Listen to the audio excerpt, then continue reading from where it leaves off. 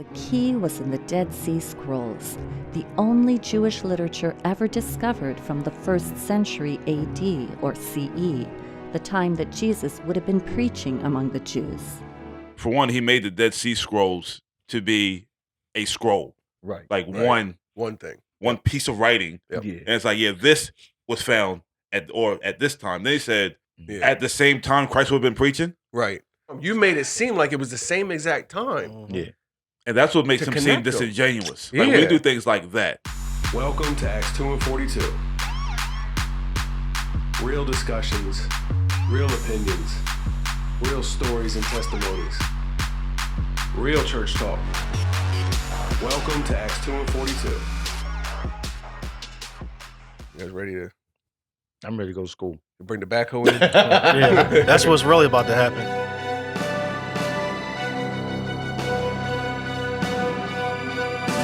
Who was Jesus? Is he a historical character? Who wrote the Gospels? Why are they written in Greek? Why did they have a pro-Roman perspective? Why was the religion headquartered in Rome? Those were the mysteries that I saw about the Gospels.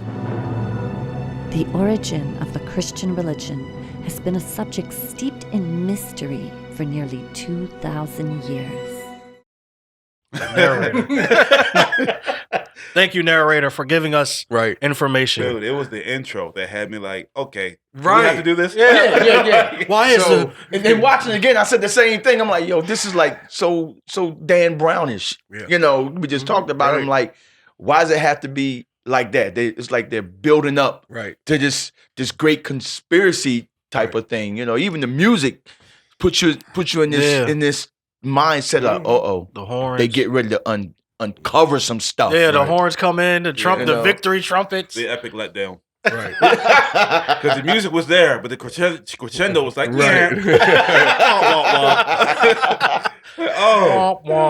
led up to this? Okay, got you. So, now, what's not on this list, right, is the fact that asking questions is not information. And that's something that bothers me no matter where the discussion is.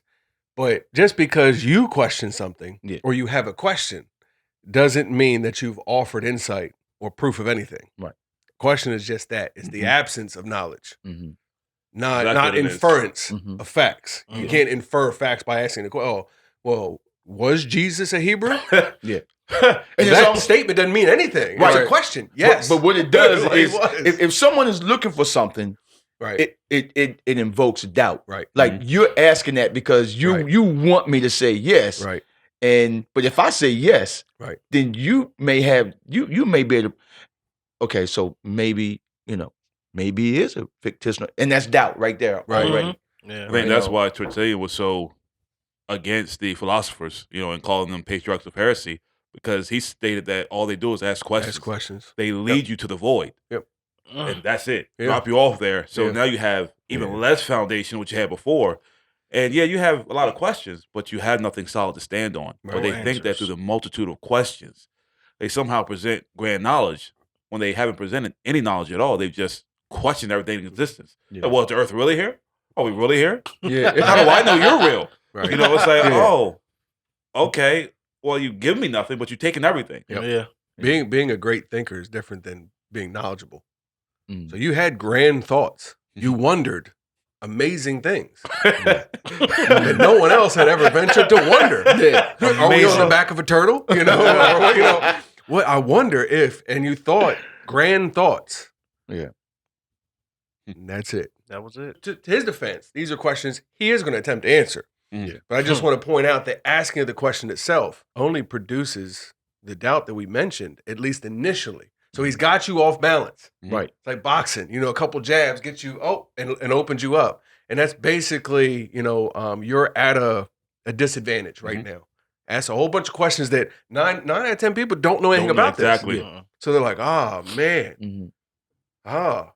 So anyway, so there's a few things that can be addressed. We don't have to do it in length. We can do it in as much length or as simple. I would prefer simple and concise, direct to the point. But absolutely, if we need to go further, It's whatever you guys want to do, whatever you think is beneficial. So is Jesus a historical figure? Not the God man, right? But the man Jesus. Yeah, just a fleshy guy walking the earth. Yep. Yeah. So, comments, thoughts, concerns. I mean, Reverend. Well, Reverend Pastor. I just believe that he was a living man walking the earth. That's what I believe. So T, help me, help my belief. I know T shared some stuff with me a while ago, and it was from a non-secular or something, but it was just confirming that he was a real person and that he had followers. And I mean, even me, I did my own little research and came across something where I guess it was he had a brother, something like that, and then they were talking about his brother or the guy being the brother of Jesus, the one of the Christians. So, but I mean, this guy here, he put me on. Yeah, I mean, I've always said that to believe in Jesus isn't a matter of faith; it's a matter of history. To believe in him as Christ, as God, that's a matter of faith. Man, I'm glad you said that, because I was just sitting here. I was sitting here saying to myself, my faith tells me that Jesus was, was real. But, and I was like, and I was getting ready to say that, but then it makes a lot more sense of what you just said. Believing that he's actually God. That's where the faith believe in him as the Son of God. That's crazy right there. That's something that we can't go back. And the only thing that's really disputed is whether he was raised from the dead or whether he was a god or believed to be a god. But his existence as a human being that walked the earth has nothing to do with the faith itself. And that's where I would tell you, you can believe he was here. Yeah. But unfortunately, that's similar to a God fallacy where the Christian, not knowing, just says, that's what I choose to believe.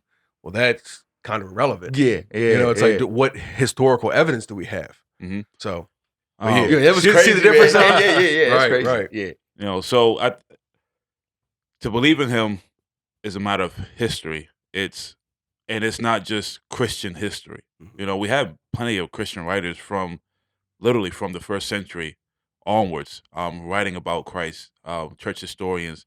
But we also have secular writers, some who were impartial, and some who were hostile to the faith. Right. Writing about Christ, and those who followed him. Right. So I think with the overwhelming amount of evidence, we have more evidence for a historical Christ than we do for the kings who lived at his time, for the rulers and emperors who lived at his time. Yep. So if we throw all that evidence out the door, we also must, by default, throw every other historical figure that we know today, existed. Isn't it similar to when we did the series on theism versus atheism? The first part of that series was, what do you count as evidence? And I think that plays a role here as well, is what do you accept as evidence?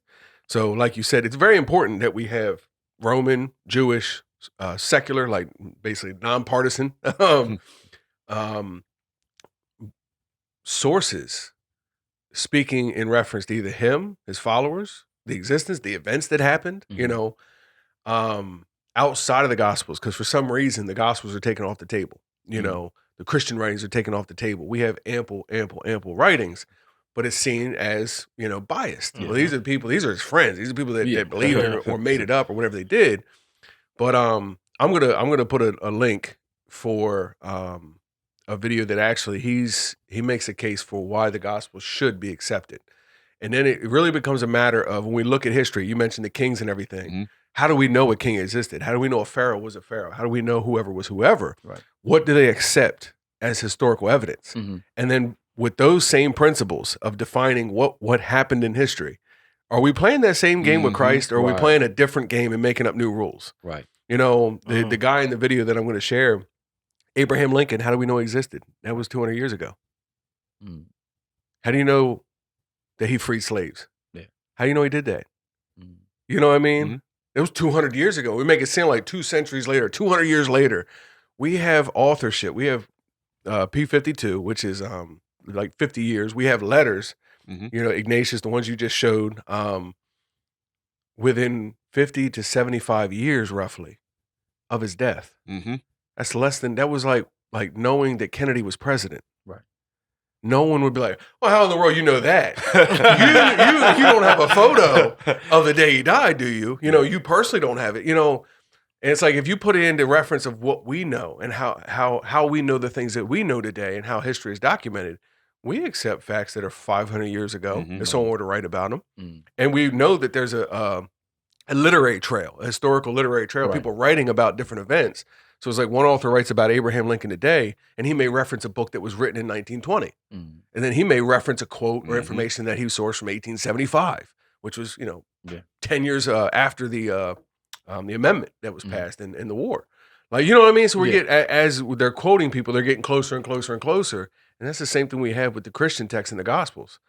And anyway, so we're not playing fair. We're not playing by the same rules when it comes to establishing what is history and what isn't. We have this like new criteria when it comes to Christ. And I don't mind the extra scrutiny because we're claiming he's a God. Right. You know, not only that, we're claiming he's the only one and that you'll go to hell if you do not believe in him.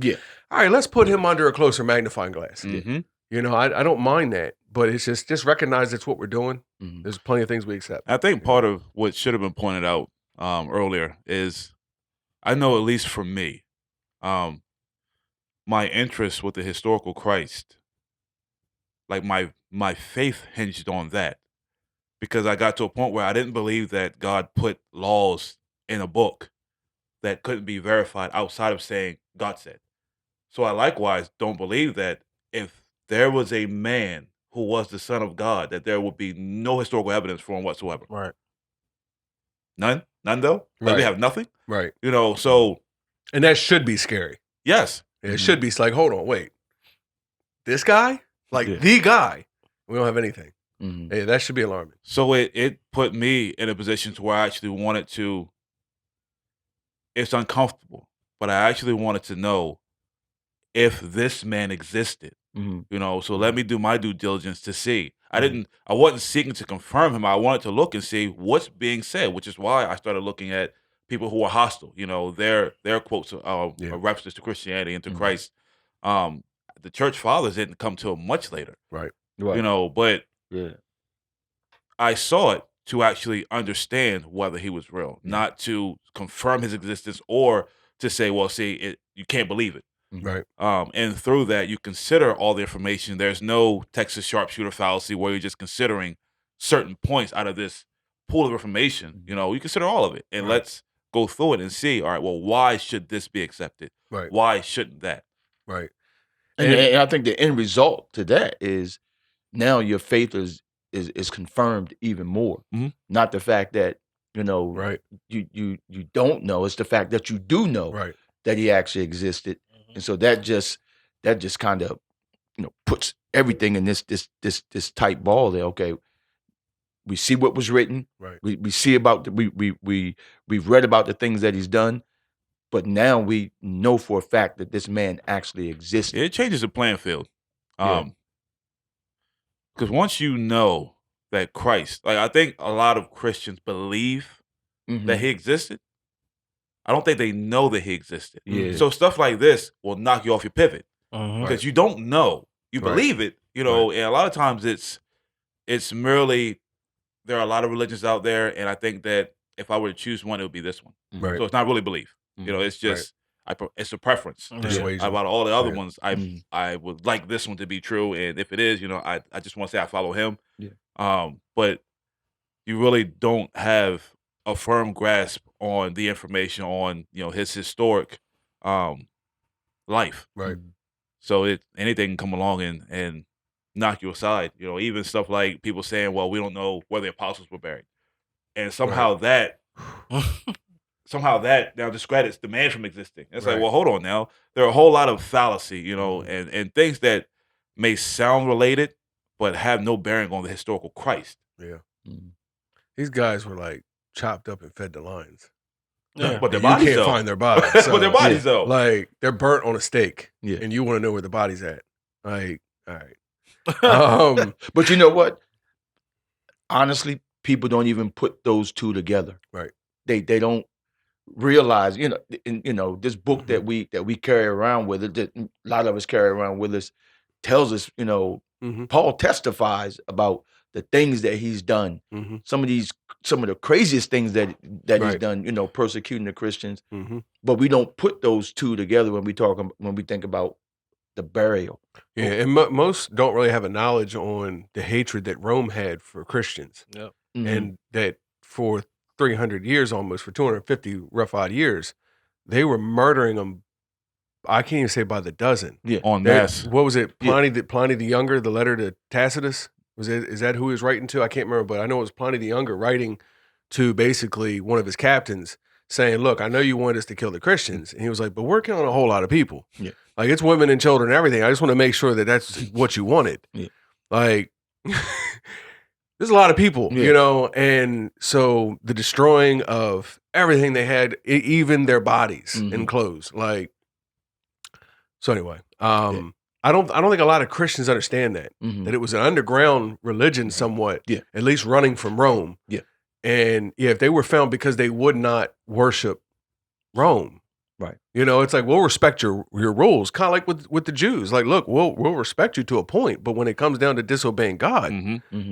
No, we won't disobey God. Yeah. So, and the point why we're talking about that, there's letters. And for the listener that really wants to know, I would look into that. All the secular, the Roman, the Jewish writings in reference to the story of Jesus, because they all tell the story. The Jews admit in the Talmud that they killed him and why they killed him. They talk about how his mother was a whore that got pregnant by a Roman soldier, and he learned witchcraft in Egypt. That's why he did magic tricks. It's amazing how they're trying to explain away this guy who never existed. Or no one believed he was anything but some dude. You know what I mean? He was just a guy. So he existed. He was just some guy. But, and I know we're talking about the existence now, but then on the part of whether or not he was worshipped or followed as more than a man, you're giving him more attention than a man deserves. Some dude that's dead now. Who cares? Let's move on. But nonetheless, but there, in one of the Romans writings, I was telling you guys earlier that it's written in Latin, so there's no word for a. So it just says he was worshipped as God. So they don't know if it was worshipped like as a god in like the Roman polytheist version. But they said it doesn't really make sense because if they were Jews, Jews don't worship many gods. The core movement of Christians were first Jewish. Yeah. So they would worship him as God. They would think he was God, or they wouldn't worship him at all. And now we have Roman letters saying that they're worshiping this guy, and they won't worship Caesar. So I don't know how that fits in. We'll get to the Flavian thing, but I don't know how it fits in with, hey, if you worship Christ, you're therefore worshiping, Caesar or the Flavians, the Roman imperial. But then I think I told you guys after they had destroyed the temple, I think it was in the early 2nd century. One of the next emperors tried to rebuild the Jewish temple, and he was doing it for the god Jupiter. Like, why not Jesus Christ if you just made him up? Yeah. Why not build them a nice cozy temple where they could worship your fake god? Yeah. Right. So it doesn't make any sense. Right. But now you're trying to get them to worship Jupiter. Like, okay, cool. You made the Gotcha, religion, boss. and then you killed them for following the religion that you That made. you made up. Right. Yeah, that's Right. You made the religion. But that's part of the conspiracy, though. Right, yeah. All that was fake. Got you. Yeah. Got you. Oh, Yeah, that's heavy. Yeah. Those So people see- over there, let's dispose of them. Give them a religion. Then we'll kill them for it. yeah. And that's where it's easy when you just put out like a conspiracy theory like this. It's easy to just claim that the original source was a lie, and therefore everything subsequent is a lie. Also, it's all made up. But you have to prove that was fabricated. Yeah. You have to prove that there's an eyewitness that isn't really an eyewitness. He's lying. Like we wouldn't accept any of this in court. No judge, no jury would ever condemn based on this evidence that they have. Most of it is barely even circumstantial, much less direct. They're lying, actual Judge. evidence. The whole town. All of them. All of them are The lying. city next door. There's crazy. cities in All Asia the cops, Minor. There's cities in everybody. Africa. They're all lying. They're liars, I tell you. All right, so we spent a lot of time on history. Not a lot, but who wrote the Gospels? Because he was like, who wrote them? Why are they written in Greek? And that's we can kind of deal with that together, I guess. But the Gospels and all right, I'll kick it off. scholarship today doesn't believe that the Gospels were penned by the name that they're named after. Matthew, Mark, Luke, and John. Right. They don't think Matthew, Mark, Luke, and John actually were the ones that wrote them. I think I was talking to you yesterday about it, that it's very, at least I want to say it's Mark. One of them specifically, they say is written like it was transcribed. And also others suggest that it was written by basically a Jewish, like a Hebrew person, probably speaking Aramaic. And then what they would do, the people that did the transcribing, they were scholars and they would write in Greek. So they would have them write in Greek. So I'm reading, I speak Spanish, you translate. So you're translating and transcribing what I'm saying into the Greek language. So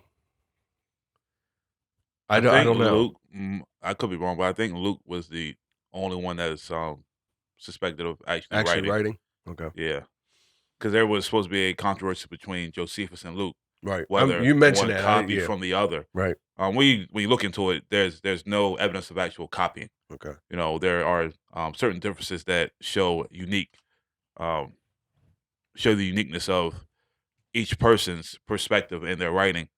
But so I think Luke is the only one who supposedly wrote the gospel, which is ascribed to him, and Acts as well.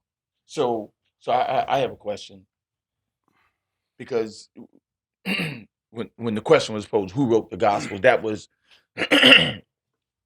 my first thought process was, well, Matthew, Mark, and Luke, right, and John. Right. All right. So what I'm hearing is that they they actually, they said what they saw, because these are the testimonies of Jesus Christ. Right. They kind of repeated what they saw, orated. Thank you. Right. And someone else did the writing. Who is history pointing to as, the pen, the writer? Yeah, the actual pen, not the orator. Not the orator. Okay. The orator. The orator. We're suggesting Matthew, Mark, Luke, and John. No. Orated. No. Okay. All right. So yeah. Break that down to me. Yeah. I don't know. That's beyond me. I'll say that's beyond me. Why they claim that? I think some is based on the style of writing, and they're saying based on who this guy was. It doesn't logically make sense, while this guy, and some of it you're kind of making assumptions on what education they might have had and might not have had. He would not have written, like writing books and things like that was a very uncommon thing. So, and they weren't writing a book to publish it, Gotcha. like we do today. Yeah. They weren't writing emails and letters all the time. No one did that. A lot of people didn't know how to read or write, especially not people with the fisherman, jobs or whatever. The common folk. Right. I don't know in detail how to deal with that, but I'll just say that it's common amongst I'll say the textual critics, the people looking at the text, analyzing it based on linguistics and different things. They're saying these men probably didn't write them. They're named after them, but they probably didn't write them. And you know what? It just had me just really thinking about this. And y'all let me know if I'm off base. It really doesn't matter who penned it. But what matters is, can the facts of what was penned be substantiated by someone else who wrote it? Yeah. You know, it doesn't have to be. You don't have to be the one who penned it for it to truly be from your perspective. Right. If we're walking and I say it and you write it, just because I didn't write it don't mean what I ain't his. Right. He don't write like that. Right. Yeah. Oh, wait a minute. It didn't say the gospel as penned by such and such. Right. Yeah. This is the account according to this person here. Right. Yeah. Because the producer or the writer of this movie, whoever he is, because he asked that question, who wrote the Gospels? Right. And because you can't say, okay, well, Matthew didn't write it. Okay, so then it must not be real. Yeah. Right. Assumptions. We have all kinds of assumptions. Right. So once again, what the author of this movie did was put doubt in my mind just because I can't prove that Matthew Not even that, but because people believe that Matthew, Mark, Luke, and John wrote it. Yeah. And that's why I think it's fair to say that may not be the case. Yeah. It doesn't seem like that's the case, where they came from. And then it goes to the fact more along the lines of, well, why was it written in Greek? And we've looked into it a lot recently, especially, well, get to the point, but what language did they speak? Yeah. You know, and it seems to be, I would say 70-30 Aramaic over Hebrew. It was either Hebrew or Aramaic. It seems to be more likely and more evidence towards Aramaic. But again, they're living in Greek-dominated territories. Well, Greek for 300 years until Rome. So, but still Roman, the predominant language was Greek, not Latin. Only the scholars and the highly esteemed wrote letters to themselves in Latin and like royal decrees and things. But the actual language of Rome was Greek. Yeah. So everyone non-Jewish, and I was talking with you yesterday about what's called Hellenized Jews. So the Hellenization or the Hellenized Jews, they were Greek-speaking Jews, which I know Alexandria was a predominantly, which is Egypt, was a predominantly Hellenized, which Alexandria is named after Alexander the Great, the Greek conqueror. So it's a Greek city made as like a monument to him, you know. So the fact that there's Greek-speaking Jews there is not a mystery, you know. But there's also some in towns, in villages near Israel as well. It's not just to this one area; it's all over. There's more Greek-speaking Jews, but the main, I'll say, Palestinian, Hebrew, Judean Jews. It's common belief or understanding that they greatly detested the Greeks. If you weren't Jewish. Remember, he called the woman a dog. It's where she called herself. Even the dogs get the crumbs, right? Yeah. So this was an outlook of the heathen, the Greeks, the Gentiles were basically savages, were barbarians, were heathens. They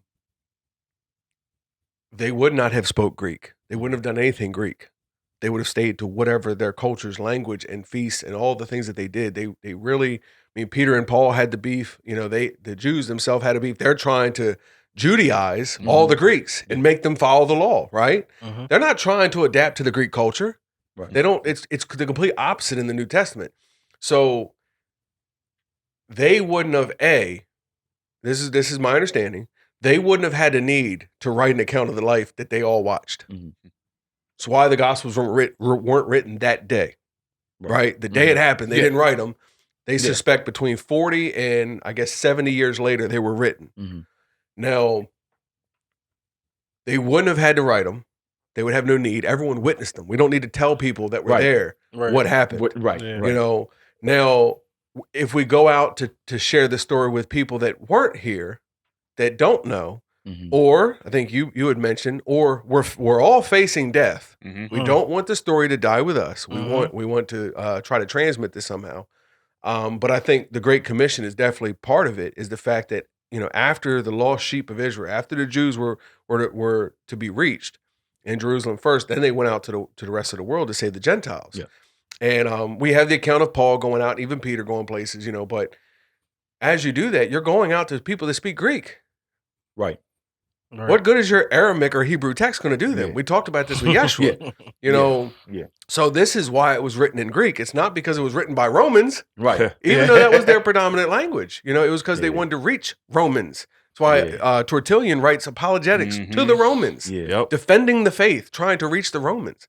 You know, and saying, oh, the name that the people you claim to hate so much, you can't even pronounce the name right. You call us Christians. You think our leader was Christus, which was a Greek term, but we don't go by the name Christus. We call him the Christ. It's Christian. You can't even pronounce the name right, but you hate us so much.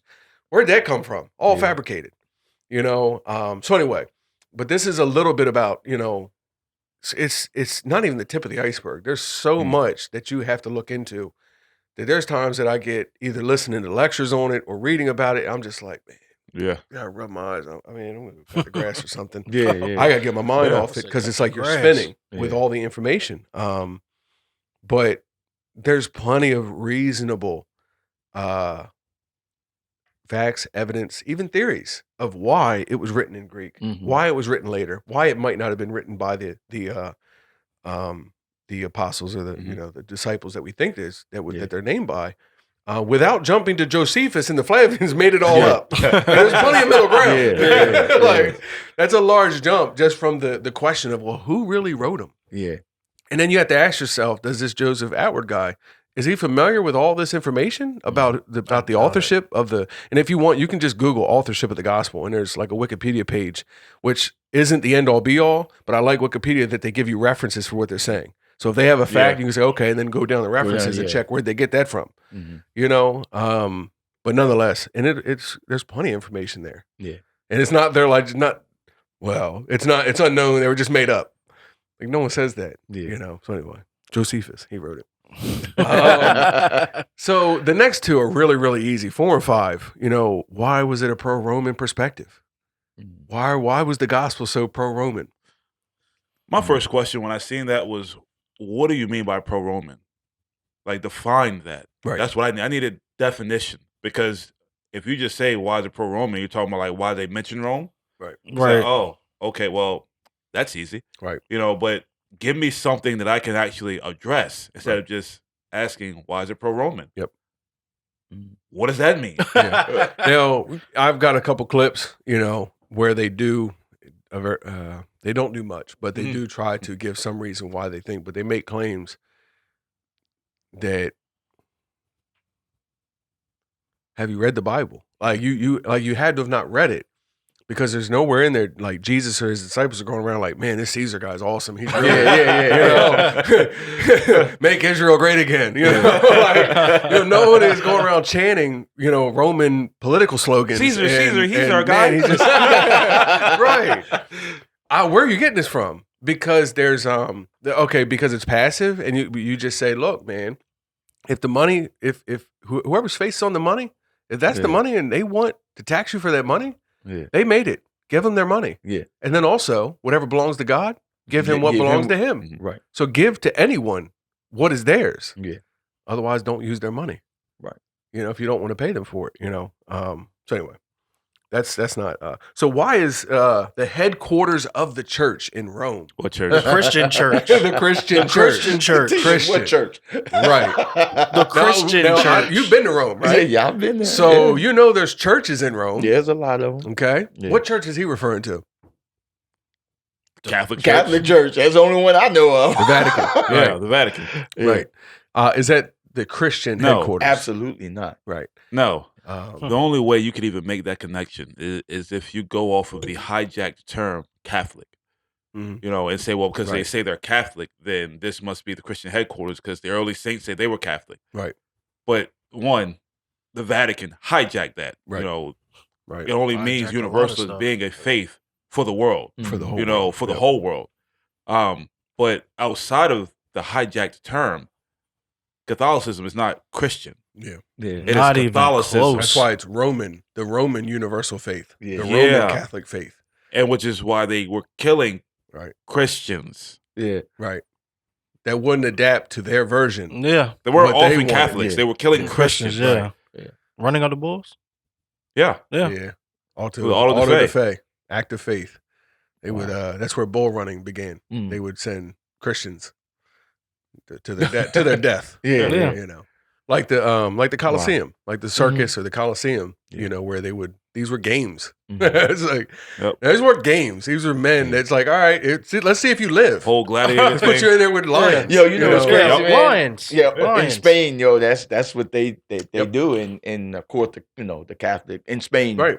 The predominant religion is the Catholic. Catholic faith, and that's what they do in Spain. You know, I was They there keep their watching traditions that alive. crazy stuff They too, do. man. Yeah. They keep the Christians dead. And it's right. Traditions live, Christians die. That's how it goes. So yeah, and Yeah, it's even crazy. in the early days, there was the Eastern Orthodox Church. You know, the Greek Orthodox or the Eastern Church, and then there was the Western Roman Church, which doesn't mean that like I think there's plenty of Western church fathers that wrote excellent things, and some of them being Catholic, they wrote excellent things, and they knew some great things about the Bible and the Christian faith, which are two different things, you know. But it doesn't mean that Rome was the headquarters. I'll tell you this: the church didn't know that. Yeah. They didn't believe that. You know, Like, oh, word? We in Rome? right?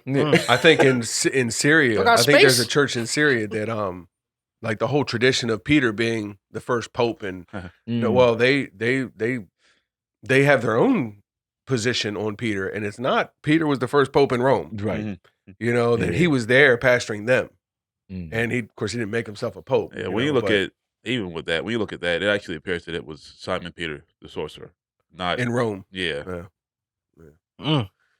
Got the same name. So how about the last thing? We'll move on. Christianity was a mystery. Was shrouded in mystery for 2,000 years. And, you know, you had said something, and you like, you know, people have always questioned it.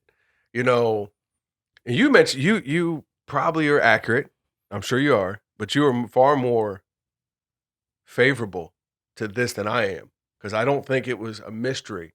I think the fact that he raised from the dead and the translation of the body was a mystery, you know, that was revealed. Yeah. But the belief itself, I know in the last 200 years, since things which are named at the end of this, Darwin, theory of evolution, materialism, science, science based on materialism, there was this whole doubt of God, period. Doesn't matter what religion, just God.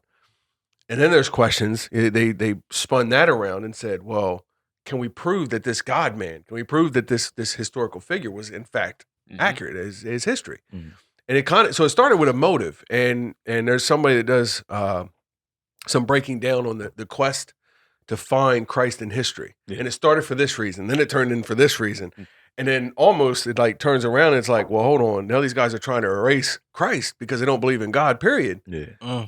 Let's find out if he really, let's get some proof here. Kind of the reason why we look into it is like, hold on, did this guy exist? And, you know, obviously we want him to because we believe in him. There's a little bit of bias there, but they're biased as well. They don't believe in him. They don't think there's a God, period. So there's motive here in the last 200 years to erase all of it and say, it's just all made up. It's just a myth. So, and I don't think that was the case for millennia. You know, it's like 1,000 years of people predominantly believing in God. Atheists were far and few, you know, and maybe the thinkers, the philosophers that asked too many darn questions with no answers. But it's not as today, where all the great minds know there's no God, which is a lie too. But yeah, I think it also stands to be pointed out that for some reason you did a video called Public Enemy Number One, you know, where you pointed out that it's odd that the attack wasn't on religion as a whole. Like even that's very new to attack religion as a whole. Right. It was focused on Christ. So it's like, well, hold on now. Why is this the focal point, you know, of their contention? Why is it just this one? Because they know the other ones are absolutely fake. They know that there's no elephant God. Right. Yeah. They know there's no reason to believe historically in an elephant man God or anything. You know, like the Hindu gods and different things. They know all that's made up. But this one has to focus their attention on. Yeah. I'm just spitballing. But yeah, I'm really just spitballing. No way. You know, it just seems no to make way sense. anyone Like, had all those arms. Dude, no one's going to take the story of Peter Pan and say, I don't think this ever happened. Yeah, yeah. Because it's obviously fictitious. You know what I mean? Yeah. So some of them, like you don't even pick on, you know, I think that probably not only proves, I think what your point is, like it's public enemy number one, but probably why you don't have another enemy is because many of them aren't very good adversaries. They're not very good enemies to pick on because can't stand up. There's not a whole lot there. Yeah. Can't stand up to scrutiny. Yeah. Okay. So was it a mystery for 2,000 years? Absolutely not. I think it's more so now today than ever. But again, you have 2,000 years removed from the accounts. Very convenient. And then, and then a constant attack on it. Right. And to hide it into... 2,000 years from now, someone's going to say, well, we won't be here, but 2,000 years from now, someone's going to say, you know, Abraham Lincoln or Kennedy didn't exist. Right. It's all made up. And it's a good story to tell your kids. Yeah. But it's all made up, you know, and it's just to keep us in check, to keep us in enough whatever. time you can cast down on any event. And but there's going to be videos of us talking about him 200 years after Abraham Lincoln, 60 years after Kennedy. They were just part of the lie. The lie had already been made for them. Yeah. There was a movement at that time. And they were a part of it. Radicalized. Abraham Lincoln, abolitionists. Still exist. They still roam the earth to this day. To this day. I'm part of a movement. Right. Oh, man. It's crazy, man. First, like you said, 2 minutes of the video produced enough feedback to just the questions alone that makes you say, yeah, this has got to be crazy. Right. You know? And the hope is like the questions, at least for face value, like we said, only create doubt. Yeah. And then it makes you say, what the heck, man? Mm-hmm. But the hope is that, all right, well, if I keep watching, they're going to give me some meat. They're going to have information that just blow the lid off this, blow it wide open, prove the conspiracy, everything. And then what's more disappointing, it's fake because there's just more questions. You know what I'm saying? It's fake. Yeah. Where's his grave? Then this girl came in like, yeah, they're fake. He said it. He said it. I agree. Like, Render to Caesar. Right. It's pretty much That's it. I was like, when I seen her say, render to Caesar was his, and she was just like, there it is. I was like, what? Yeah, that's one of those moments that's like, there it is. What, scripture? Yeah, that was it. So that's as far as we're going to go. No, it was just the way she did it was like, there it is. Yeah. I'm like, right. Now, is this a documentary or is this a joke? Like, right. Which one is it? Right. It's like one of those fake movies. It's a fake documentary. Oh man, it's really a comedy. It's just they're trying to pass it off as it's real. Saying, there it is. Like, oh man. What? Are you serious? There's a Netflix series, I can't say the word on air. Who drew the male member? Oh yeah, it's like what you're talking about. Yeah. It's like a fake documentary. It's a fake documentary. And like, I was there, and I don't know what Johnny did, but the whole thing, it's cinematic, it's film, but it's a fake documentary. It does come off like it does. The whole intro and everything, he's sitting there like, come on, really looking, really looking at nothing. After 10 years, I found a connection. Right. It was fake, and everyone here agrees with me. And we have all the information to prove it, but we're going to tell you how it's fake first, for an hour and 45 minutes. Now, did you see, especially the girl that did the render to Caesar, Murdoch? She's got a pen name, Acharya. Yeah, the Murdoch, the blonde. That was taught. Yeah, she's a joke. Caesar. Yeah, well, even she shows you her motive when if you watch to the end. Like, so we'll talk about bias. There's like a scientist that's like their main focus is the Big Bang and the theory of evolution, and you want to have a serious conversation about God with them. It's kind of difficult, but it's like, how about a Christian trying to have a serious conversation about the Big Bang? It could go both ways, but I think how you treat the conversation is going to prove it. But the motive is just nuts. Like, you have this whole other belief that's contrary to this one, so you have a horse in this race. Like, you have something to prove. And she makes that clear at the end. But like I said, she doesn't actually agree with Atwill, with the guy that's, she doesn't believe there's any evidence that the Flavians made up Jesus Christ. Why the heck is she in a documentary about it? Right, yeah. Joe, man. For the points where you do agree. That's it. Doesn't even She's matter. She's there for the points where you agree. It's like, come here real quick, tell them about this. And so you start saying something, I was like, huh? Right. But my question is this. If she's in there for the points, to prove your points, but then you allow her horse in the race to actually be put in the video. Because it benefits him. It doesn't prove the theory he has, but it benefits him, yes, to bring doubt on the ultimate motive is doubt. It was never, we're never supposed to worship a Christ or worship a man, and it helps that angle. But see, the viewer doesn't know that. Like, you would have to take another quote of hers and understand her stance to understand that. Yeah. So For Joesph Atwill, the key was in the Dead Sea Scrolls, the only Jewish literature ever discovered from the 1st century AD or CE, the time that Jesus would have been preaching among the Jews. The characters in the Dead Sea Scrolls were militaristic. And you could see that this movement wanted to push the foreigners out of Israel. They were fundamentalists. Whereas the characters in the gospel are different. They are pacifistic. They are turning the other cheek. They're giving to Caesar what is Caesar's. How did a movement like Christianity come to exist in a region that was occupied by Roman soldiers and had Jewish zealots within it that were going to push these Romans out. How was that possible? So,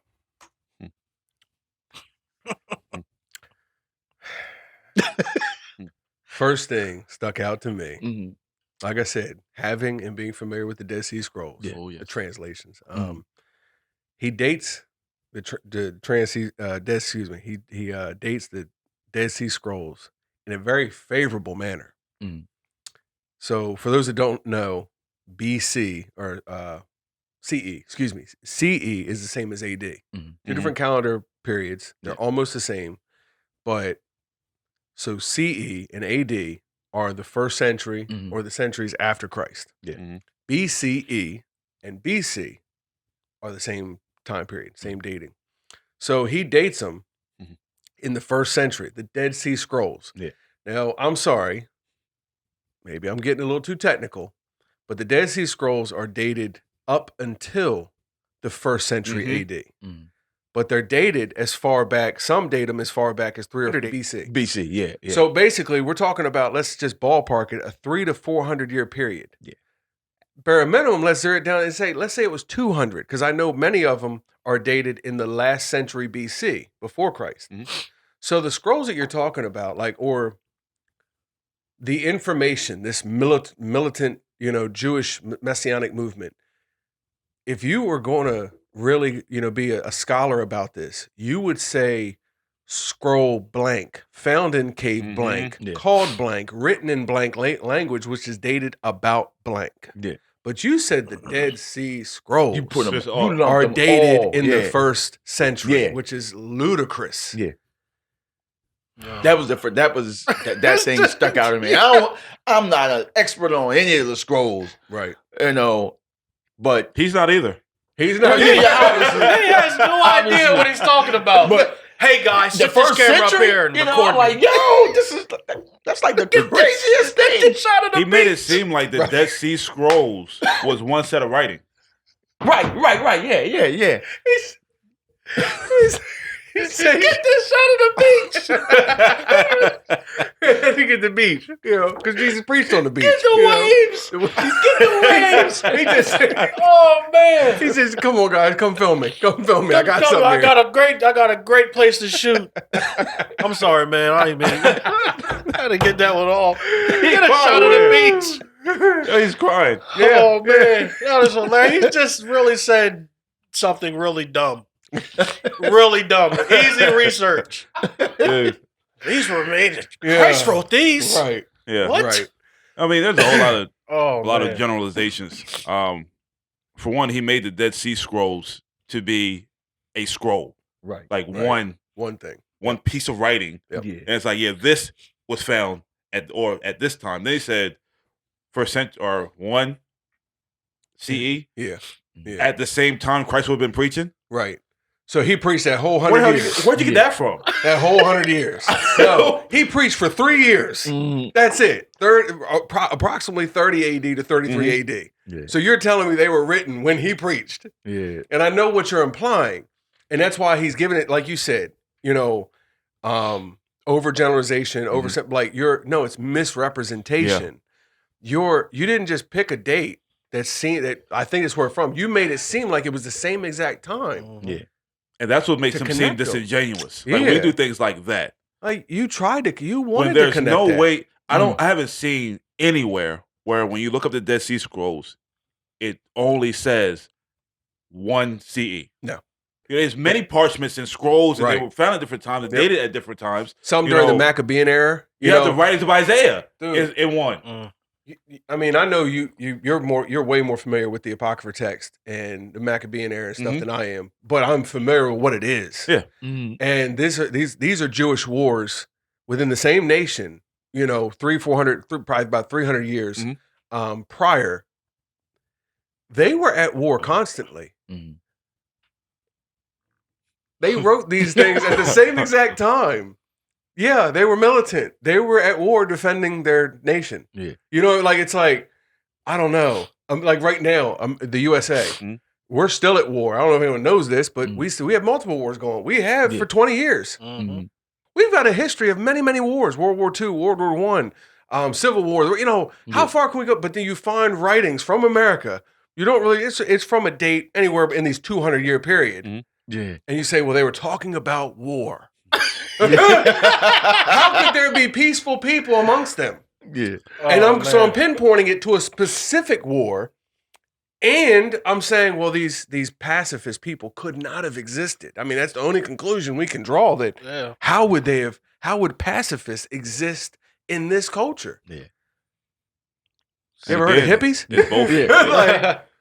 Vietnam hippies. Yeah. Bam, you got it. Anyway, go ahead. But then again, it still is overgeneralization and misrepresentation because it's not just one scroll. Right. So yeah, we have the War Scrolls. Terrible. Which in the War Scrolls, they actually talk a lot about Belial and their wars against the spirits. Yeah. Which he doesn't mention. Spiritual war. Yeah. But you also have the Book of Enoch. You know, you have Isaiah. You have different writings. You have the patriarchs. You know, Testament of the patriarchs.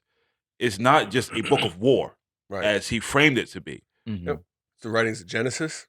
Yeah. Isaiah scroll. It's fragments of Noah, the book of Noah. You know, fragments from Noah. Right. They've got scrolls about New Jerusalem. They've got scrolls on basically their traditions, rituals. You know, like priestly things that they did.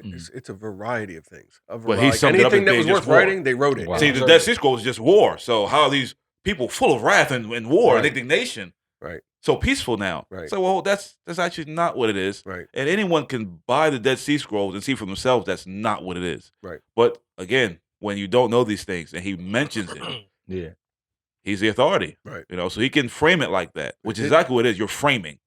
For it to be a certain way. Right. And that's what I want to point out. Not that there's a fact. I don't want to care to point out any fact or debunk a fact other than the fact that you're purposely framing it to make a connection that favors you. Very hard to do, at least without specifics. Like I said, name scroll X that was dated, whatever. If you don't do that, then you're really, he does it in the book though. He'll give it to you in the book. You buy the book. Vespasian and Titus were successful in essentially destroying the Druids. They left behind no historical record of their existence. So I started to clip out with this because Vespasian and Titus are the Flavians, the Romans that he credits for inventing this. Yeah, you see it? Wait, what? Yeah. This is what struck me as odd, right? Same exact conquerors. Before the time of the Christians, the time of Christ, the time of them conquering Israel, before that, one of their last conquests was, I don't know what they called it at the time, Britannia, what we call the UK today, right? But they went and they had conquered. He mentions how they conquered the Druids and destroyed any record of them ever existing. Yeah. We know Druids exist today. We know the Romans had destroyed any evidence. Yeah. And then you say, but this Jesus guy, there's no evidence of him ever existing. Hold on, bro. Yeah. Like, see, that's a whole piece I would never have put in there. Like, I feel like, and I'm not trying to, but I feel like, man, you're too dumb to realize you didn't see that. And that was the history of conquest, period. Yeah. When they took over, whether it was scripturally or secularly, when they took over, like with the Ottomans and Byzantine, when they destroyed your empire, they destroyed everything, every record. Right. For those who know the scriptures, we see whenever God told them to take over a land, you destroy everything. And that's what genocide is. It's the complete removal of people and everything that reminds you, any evidence anything of associated being with there. Yeah. So we have this all throughout history, yet we don't debate that the Druids exist. You actually mention them as being actual historical figures and saying, well, they erased everything about them. Right. We have nothing there about them, but we know they existed. We have everything about him. But did he really exist though? Yeah, wow. Oh, Man's dying right now. He said, wait, what? That's why I was like, wait, what? It's like none of that makes sense. No. It's not just me, right? No, man. Okay, cool. None of that makes sense. Because look, there's plenty of claims that they make. There's, but then he said that. I'm like, rewind that. Hold on. Wait. Wow. Yeah. They conquered the people and erased all record. We know they exist today, right? You're talking about them. But that's his faith. That's his faith. Gotcha. That's his faith. He has faith in the Druids. That's his faith. It was crazy. To believe in something that doesn't exist. Literally, they come full circle and they show you like the guide stones and stuff again, and how the nature, like a more Druid type faith. This is what the original faith was. I'm like, oh man, you got to be kidding me. So Wiccan, you wanted us all to be Wiccan. Just worship nature. Yeah, that's like, crazy. Okay, got you. Anyway, dude, that struck me as odd. So I'm like, you want to talk about history? There's no history of them. Why would you tell us that? Why, like, these guys that I'm claiming made it up, the last guys they conquered destroyed all record of them. Wow. So that when you suddenly get all of this Christian literature arising in this period, one has to ask, well, how did that happen?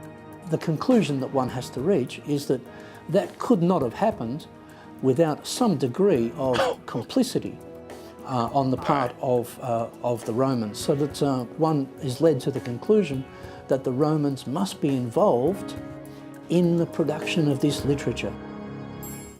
He's trying to make up I'll put him in the frame with a whole bunch of books behind him. Yeah, that was it. That was it. Right. Forget his hair. The books will do it. I'm gonna take this guy seriously. Yeah, I just woke up. What we gonna do? The conclusion has to. I got the books on here. That was like the 10th take. Let's try it again. Let's get another shot. Yeah. I like the books. The books look great. Not so much the beach, but the books did it. This is much the better. books this time. Yo, man. Yeah. So, existence of Christian texts proves Roman involvement. The fact they exist proves that the Romans had to be complacent. They had to be involved and be okay with it. Yes. Right. Yeah. It's the only conclusion one can draw. Yo, man. That's a very That's a bold statement. It's the only. There's no other posture. There's no middle ground. There's no other option whatsoever. Either the Romans were involved or they could not exist. Yeah. So my question was, Jeremiah and the prophets, did Babylon conspire when they wrote their text? Oh man. They, you know what I mean? The Assyrians Jeremiah conquered. said, that because they were going into Babylon and They were said, gonna render prosper unto in the land. Babylon what is Babylon? They're going to prosper in the land. Right. So Babylonians Pray were for like, oh, Babylon. you can keep that. You can keep that in there. See, Jeremiah was complacent with Babylon as well. So you see what I mean? But there's plenty of other examples that we could go to and say, all right, just because these scrolls, these writings, these manuscripts existed, well, these other ones existed during a time when the Jews were either conquered or taken prisoner by the Assyrians, by the Babylonians. Like, they have a long history of getting conquered, you know. After David, they really weren't victorious in war.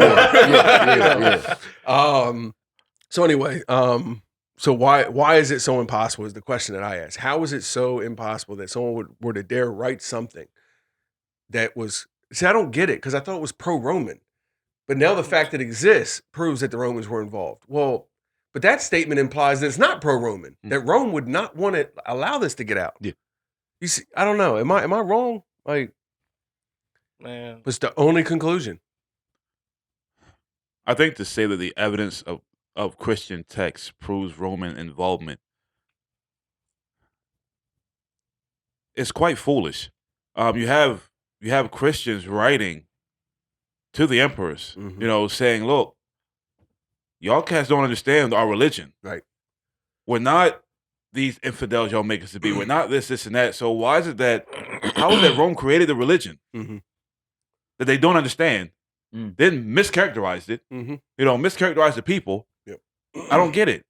Slaughtered them by the masses. And they're writing saying, look, king, you are just. The Lord put you on your throne. We understand the Lord put you there. Right. But hear us out.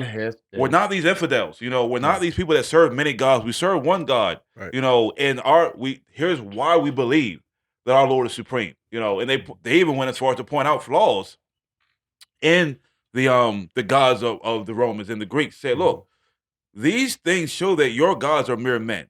That your gods aren't the supreme. Here's why we have faith in our God. Right. But we don't see where they're conversing between one another as though we don't see where they're talking about a conspiracy at all. Like, there should be some text saying, well, look, guys, yeah, that thing we started, that kill you for it. Right. or just hold your head up. Nothing. There's no confirmation. True. For the ones involved in the conspiracy, right? Anywhere. Mm-hmm. Yep. So outside of someone postulating, saying, I think Josephus did it. I think the Flavians did it. Right. We don't have anything else. Everything else we have says, wait a minute, that doesn't line up with that theory. Like everything, the actual evidence we have. So you're stating that you don't even understand who you're criticizing. Right. Who you're against. Right. There's a book that we have, second century Christians. They're all writing to the kings and the emperors, stating, "Look, our religion isn't what you think." How not? If they made it up, right? If they created it, how is it not what they think? Right. They should know what it is, right? So one man, one group, one family created it and said, "Forget all the other emperors. We won't put them in on it." Right. I want you to keep worshiping the Flavians after death. Yep. As though he's Christ, as though that somehow. Yep. Right. So I worship Christ, but I'm not going to build a temple to him, to Christ, to Flavian, whatever that's supposed to mean. I'm going to build one to Jupiter. Because that's Flavian too. Right? Oh, okay, that's Flavian too. And I'm going to kill you for worshiping the guy that I convinced you to worship. Yeah. And that comes full circle to like the only conclusion, like Roman involvement. Well, if they were so involved and complacent and everything, what about them murdering and scorched earth, burning everything that they can get their hands on? It's like in Pakistan today, they don't just hurt people. They tear down and burn buildings. They burn Bibles. They destroy everything. And like you said, it's a part of conquest. It's a part of genocide. You don't just hurt the people. You destroy record. Yes. Yeah. So what about that? Yeah. Like, obviously that would injure the fact of like who the original author is, where the original scrolls they created are, where it, then they tried copies to are. extinguish it. You create it, then you try to completely wipe it out. We have a stamp left from that era. You know what I mean? But nonetheless, but in their own writings, we have plenty more that tell the same story. But why would you kill them for the story you perpetuate? That's a pretty large conspiracy then. That's like the elite circle knows about it, and they're lying to all the generals, telling the generals, "Oh yeah, get them." But you would also have to get the Jews in it, and more specifically, John the apostle, the one that was on the island of Patmos, and even Mary, because we have writings from Ignatius to both John and Mary, right? And we have writings from Mary back to Ignatius, and from John back to Ignatius. So you don't just have the Romans in on it. Right. You have somehow Josephus got John in on it, wrote it after John, but John was in on the conspiracy as well. So the Jews were in, and the Romans made it up, but the Jews were in it, and they agreed as well. So who started it? When did it start? And why is there so much confusion around it? Right. If we know y'all made it up. Insane. Yep. Nothing makes any sense. Yeah. Not within this theory. This theory has plenty of contradictions that you don't even have to. You don't have to factor in Christians yet. There's too many. Burdens that mess it up. But it's like being in a classroom and then having like 20 teachers come in at once, and they just start saying stuff all at the same time, and then every so often like, Jesus didn't exist, or just like then just go back to just like that's the only thing I can picture is just it's just like total confusion, total confusion. Yeah, and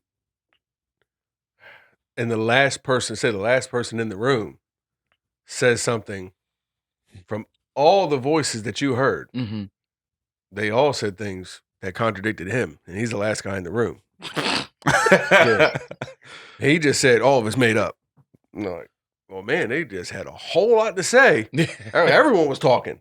This one said that one, that one said this one said that one, and it's like, man, no one said what you said. Right. Yeah. I was reading an article in Vice, I guess back early when this had first come out. And they asked him is there any documentation of this conspiracy anywhere that Roman expressly said it? And he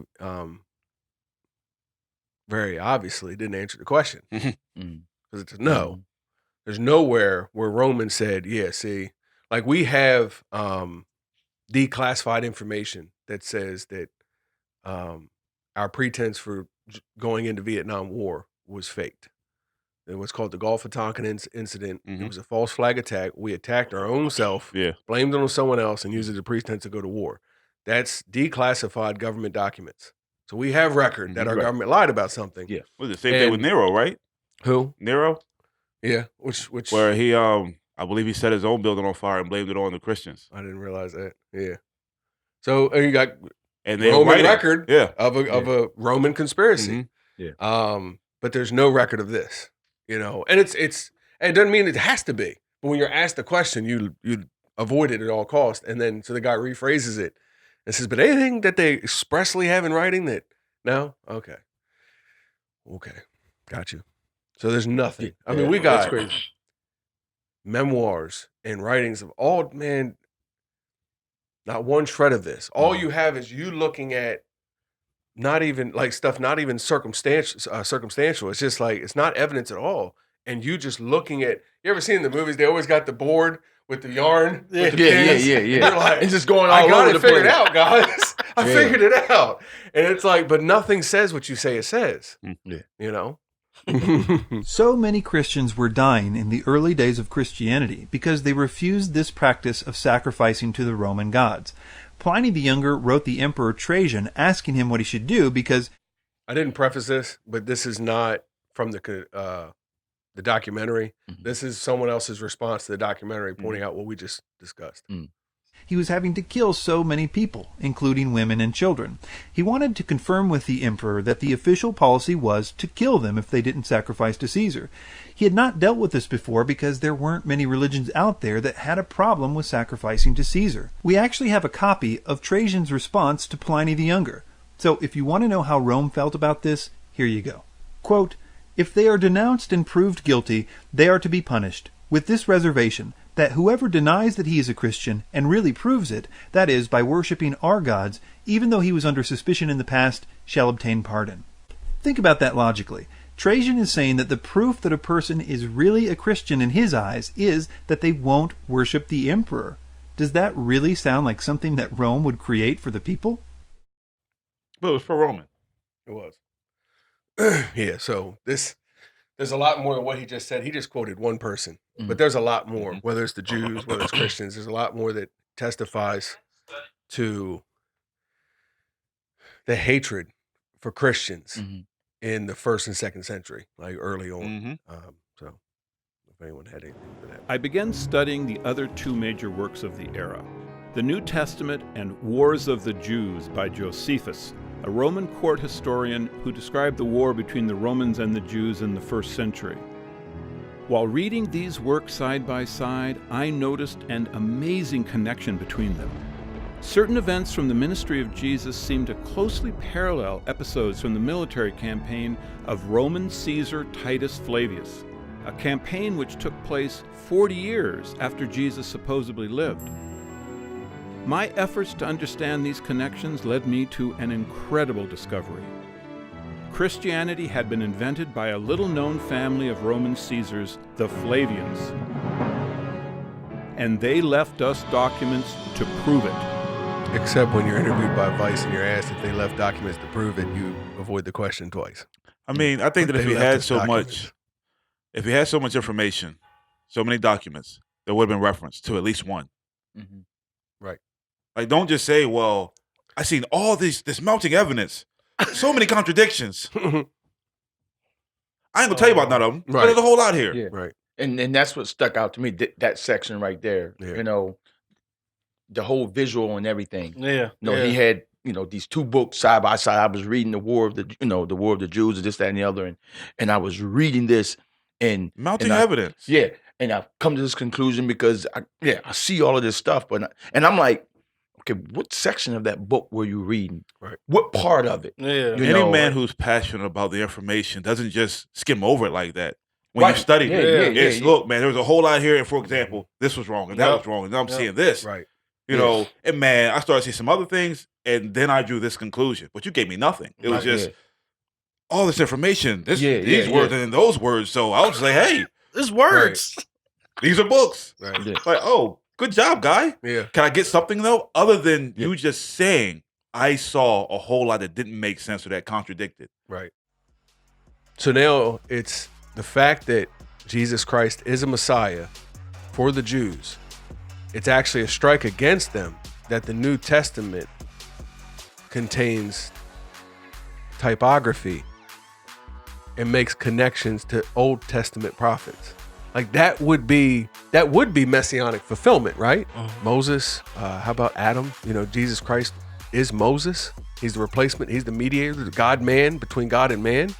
He's the second Adam. He's Elisha. He's a connection. He's David. He's the Lamb. He's the temple. He's the, how far do we keep going? The Old Testament was a typification of him, of the Messiah. We believe it's the man Jesus of Nazareth. But that would be messianic prophecy. That's not plagiarizing. Gives life like Elijah Bones. He said, Am I right? Am I right? Read it. I'm right. It's like, read it. Yeah. Quickly now. So look.